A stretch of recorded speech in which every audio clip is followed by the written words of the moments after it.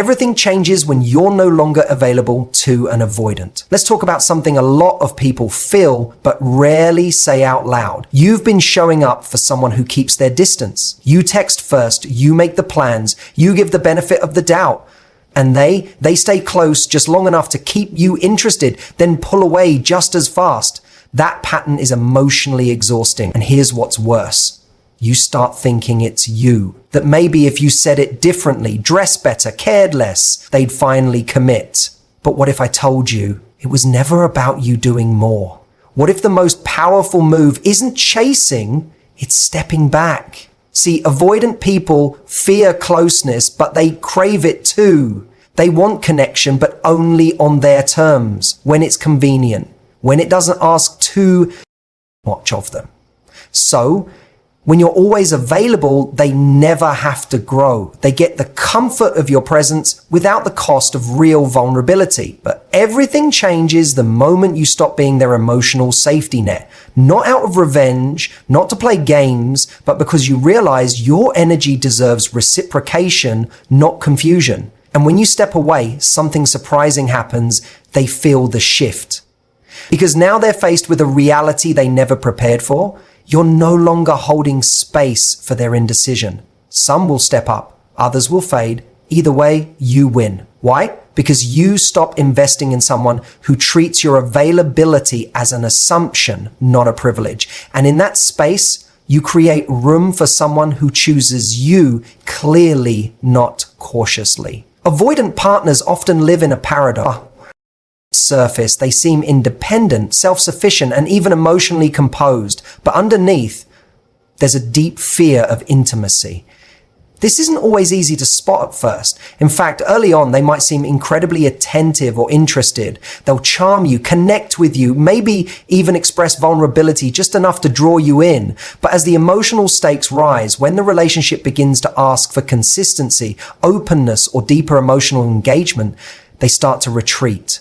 This withdrawal isn't always dramatic. It can look like delayed replies, lack of follow-through on plans, avoiding emotional conversations, or simply becoming busy. And if you're emotionally invested, you start making excuses for them. You tell yourself they're just stressed or they've been hurt before. And while that might be true, the key issue is that their pattern creates emotional instability. You feel like you're always walking on emotional eggshells, trying to say the right thing, be patient enough, or prove you're safe for them to open up to. The avoidant attachment style often develops from early life experiences where emotional closeness wasn't consistent or safe. So, as adults, these individuals cope by limiting their emotional exposure.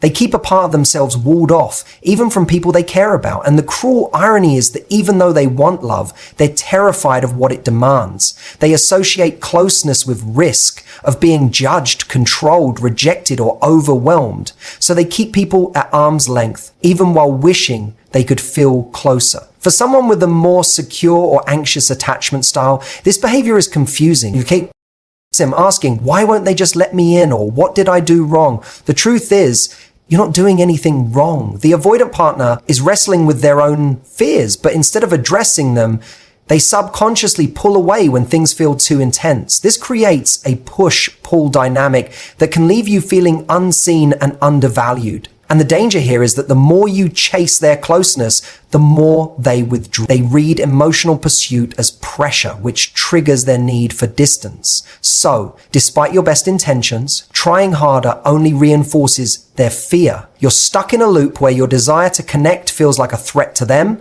and their need for space feels like abandonment to you. This emotional mismatch can quietly erode your self-esteem as you begin to question your worth in a relationship that rarely feels mutual. When you're always available to someone who is emotionally avoidant, you unintentionally reinforce their comfort zone. It's not that your love or support is wrong. Your consistency is a beautiful trait. But in this dynamic, it often gets taken for granted. Availability becomes assumed, not appreciated. The avoidant partner learns that they can withdraw, delay, distance themselves emotionally And yet, you'll still be there. You'll still text first, still show up, still make the effort. And while you may think that showing up consistently will eventually make them feel secure enough to open up, in reality, it can do the opposite. When there's no consequence to their withdrawal, no shift in dynamic, they never have to confront the discomfort that comes from their avoidant behavior. Why would they change if they don't have to? But emotional avoidance works for them. It allows them to maintain a sense of control and independence while still enjoying the benefits of emotional connection thanks to your effort. You're doing all the emotional heavy lifting while they stay at a safe distance. They never need to grow, never need to lean in because you keep closing the space for them. What starts to happen is a subtle imbalance. You begin to feel like you're overdoing in the relationship, overthinking every message, initiating most conversations, making emotional space for them while rarely getting the same in return. The relationship starts to revolve around their comfort, their timelines, their emotional bandwidth, and because avoidant people often struggle to acknowledge their own patterns, they rarely recognize how much they rely on your emotional labor to keep the connection alive. They don't see how your constant availability masks the actual instability of the relationship. By always being there, you unconsciously send the message that their lack of emotional engagement is acceptable. Not only does this fail to challenge their avoidant tendencies, but it also creates a dynamic where you suppress your needs to maintain peace.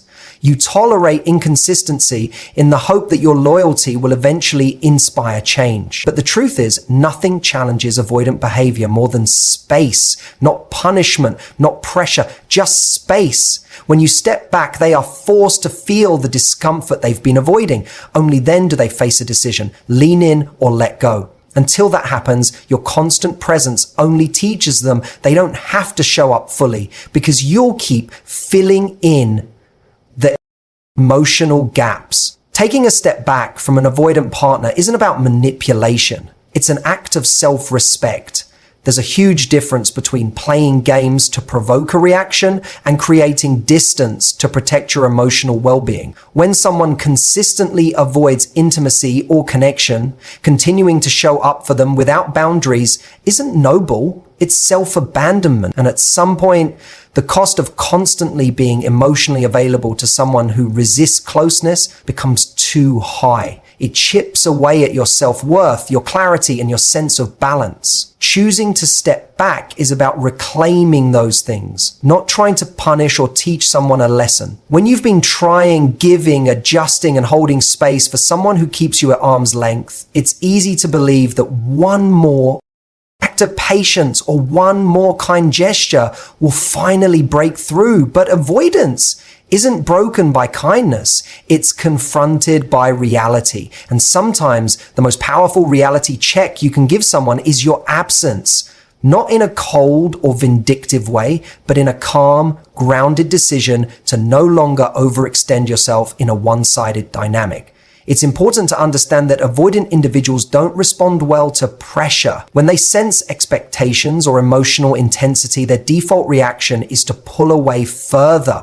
But if you step back without drama, without blame or ultimatums, you change the dynamic completely. You remove the emotional safety net they've grown used to. Instead of reacting to your demands, they're left with space. Space that feels unfamiliar, maybe even unsettling. And that discomfort can be a catalyst for reflection because suddenly they're no longer being rescued from the consequences of their emotional distance. You stepping back also shifts the focus back onto you, your needs, your energy, your growth. You stop measuring your worth by how much you're willing to tolerate and instead start honoring what you actually deserve. That energy shift is powerful. It communicates without words that your time and presence are not automatic. That emotional intimacy is earned, not assumed, and that you are no longer willing to participate in a relationship that leaves you feeling unsafe. This isn't about withholding love, it's about offering it to yourself first. And when you lead with that kind of self-respect, you stop chasing people who can't meet you where you are. You stop trying to convince someone of your worth and instead hold space for someone who already sees it. Your absence speaks in a language that presence never could. When you step back from someone who has grown used to your emotional availability, it creates a void, one they didn't expect. For an avoidant person, that shift is more than noticeable. It's disruptive. They've grown accustomed to your presence being a constant. You initiate the conversations, offer the support, do the emotional labor, and in doing so, you make it easy for them to stay emotionally distant without facing the consequences of that distance. But when you stop showing up the same way, when you create space, they're forced to feel something they've been avoiding all along: accountability. Avoidant individuals tend to disconnect when relationships become emotionally demanding. It's not always conscious. Their instinct is to withdraw, to protect themselves from vulnerability, from dependence, from expectations. But when someone is always there, reliable, forgiving, available, they don't have to examine this reflex. Your consistent presence allows them to avoid the discomfort of their own pattern. They don't question their behavior because it's never truly cost them anything. But the second that changes, the narrative shifts. Suddenly, you're not there to answer the text right away. You're not the one trying to fix the awkward silences or chase the next plan. The silence they use to control now feels unfamiliar, maybe even unsettling. This shift creates an emotional mirror. When you stop cushioning the impact of their avoidance, they're left with the emotional consequences of their own behavior. It's no longer about you reaching for connection. It's about them confronting what they've done with it. Some will feel discomfort and pull away further. Others might begin to reflect, maybe even reach out. Either way, you gain clarity, not by pushing for answers, but by giving space for truth to surface. Your absence becomes the test they never expected to take, and it reveals whether they're capable or even willing to meet you emotionally. And this clarity is vital. It helps you break free from a dynamic built on guessing games and emotional scarcity.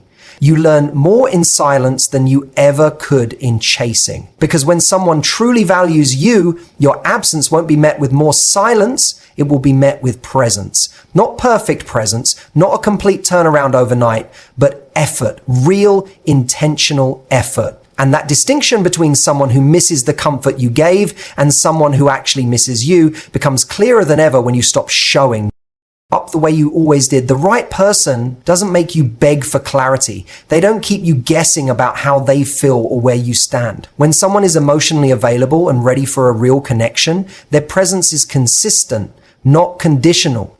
You don't have to earn their affection by proving yourself over and over again. You don't have to shrink yourself, walk on eggshells, or overanalyze every word you say. Instead, there's a steady kind of peace, a mutual understanding that both people are choosing each other fully and willingly. When you've been entangled with someone avoidant, that kind of security can feel almost unfamiliar.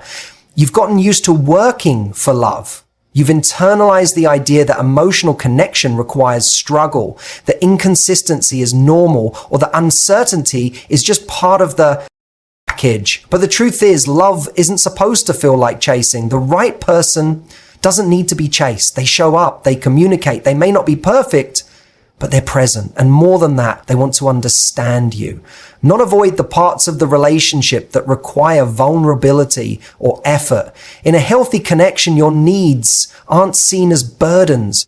You don't have to dim your light to be tolerated or shrink your emotional needs to maintain peace. The right person doesn't shame you for wanting closeness. They welcome it because they want it too. They understand that intimacy isn't built in moments of charm and chemistry. It's built in consistent actions, honest conversations, and mutual care. They aren't afraid to let you in because they've done the work to let themselves feel safe being known. If you've been with someone who pulls away every time things get real, it's easy to think you're too much. But you're not too much. You've just been offering your heart to someone who wasn't emotionally equipped to hold it. And when you finally step back from that dynamic, when you choose not to fight for breadcrumbs of attention anymore, something powerful happens. You start holding out for someone who meets you, someone who doesn't make you question your value, someone who brings clarity instead of confusion. That shift is where everything changes. changes. It's not about finding someone perfect. It's about finding someone emotionally mature. And when you've experienced that difference, you'll never want to go back to guessing or overextending or hoping someone might eventually choose you, because the right person, they already will. So if you've been caught in a cycle with someone who keeps you at a distance, someone who dips in just enough to keep you hoping, but not enough to truly stay, it's time to remember your worth. You don't have to convince someone to choose you.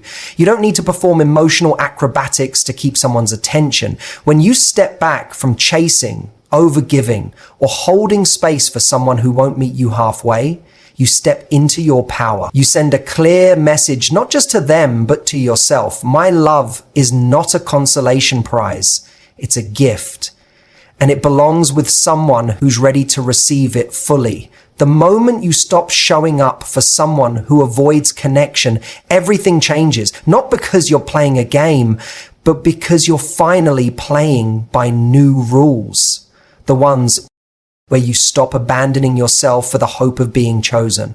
From that place, love becomes less about proving and more about aligning, less about surviving emotional distance and more about building emotional intimacy. So protect your energy, trust your gut, and remember, someone who's right for you won't need to be chased. They'll meet you where you are without hesitation. Thank you for giving your time, your attention, and your heart to this message. I hope it reminded you of your value, your strength, and the kind of love you truly deserve. Until next time, be kind to yourself, stay rooted in your truth, and never settle for a connection that makes you feel small. Take care, and thank you.